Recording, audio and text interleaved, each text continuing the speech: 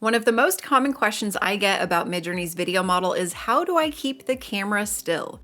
The video model naturally wants to add movement. So how do we create static shots, especially with dynamic scenes like this? There are two keys to getting this right.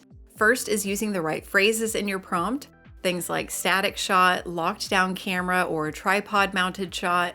When your scene is calm, the right phrase goes a long way. The second key that's even more important is the amount of motion implied by your starting frame. I'll explain this and how it should directly influence how you write your video prompt. Let's start with this image as an example. What is the implied motion of this scene? It's a pretty calm scene, right? You might expect the grass blowing in the wind and probably very little camera movement. This frame is primed for creating a static shot because we already have very low implied motion. So I just used this prompt, static shot, and 2 out of the 4 results were static shots like this. What about this scene? 2 characters sitting in chairs, having a quiet moment together. There's no real action here, no one is getting up and moving around, the scene is inherently still. I used fixed tripod mounted shot in my prompt and got this.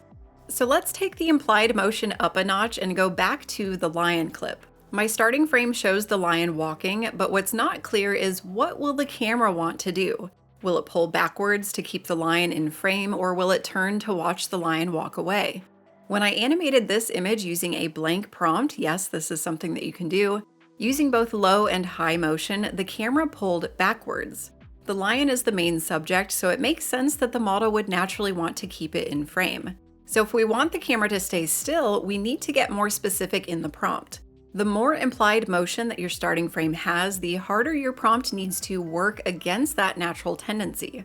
If the lion is walking forward and the camera stays still, that means the lion needs to step over the camera and disappear from the frame. Here's the prompt that I ended up using. I've clearly stated that I don't want the camera to move, described how the lion disappears from the frame, and this is important, described what we should see after the lion is gone, the empty savanna. This helps prevent the lion from magically reappearing or the camera from moving to follow it at the last second. I also chose to use high motion here, which is a bit counterintuitive.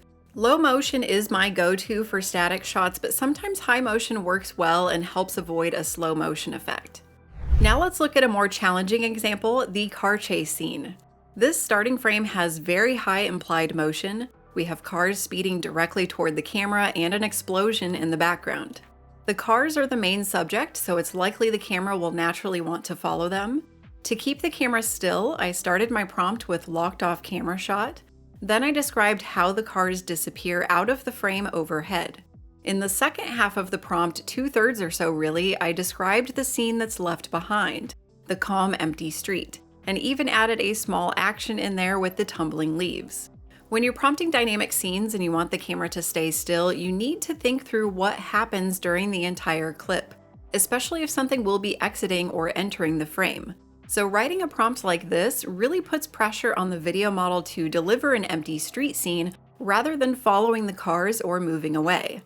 There is a little bit of shake at the very beginning of this clip, but this result came out of the first job that I ran with this prompt, so I call this a win. Here's another example, a soccer player kicking a ball. The camera stays still while both the player and ball exit the frame. One trick I used in this prompt was to include the raw parameter, which can help improve prompt adherence. I'll talk more about that in a moment. But not every scene is going to work well for a static shot. I spent quite a while working with this image trying to get a static shot. This view implies that it's a drone shot, and if you think about any drone video that you've ever seen, drones move. I tried all sorts of things, but nothing was working well. I ended up creating a looped video instead. It's still a bit bumpy on its own, but then I added warp stabilization in Premiere and got my stable shot. So not the ideal path, but depending on your frame, creating a looped video might be an option worth trying. Let's recap and go over some final tips. First, place your static camera phrase at or near the beginning of the prompt. We want to establish from the very beginning that we don't want the camera to move. You can try one of these phrases. I tend to have the best luck with locked down or locked off camera shots. Next, test your prompts with smaller batch sizes. I recommend using batch size 2 instead of 4 when you're first testing video prompts for an image. This saves your fast hours if you're not using relax mode and lets you try a few different prompts and settings to see what works best before committing to a full batch of 4. Low motion, as I mentioned earlier, is my go-to for static shots, so I recommend starting there. You can try high motion if you're feeling adventurous. It can sometimes work surprisingly well with static shots. Next, be sure to consider the full scene when you're writing your prompt and describe what we should see if things are entering or exiting the frame. Try the raw parameter if the model still isn't listening to you. By default, when you submit a video prompt, there's an LLM behind the scenes that improves your prompt before the video is created.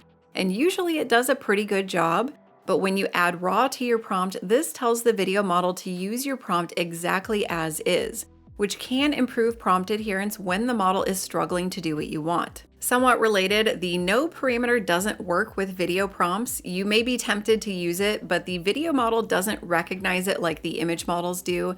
You can, however, use the word no directly in your video prompt text, and it can be effective. And remember, the calmer your starting frame is, the easier it will be to keep that camera still.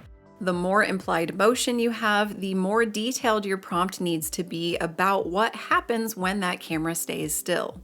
I created more examples than what I could fit in for this video, so I'll be sharing those extra video clips and their prompts over in my Patreon community.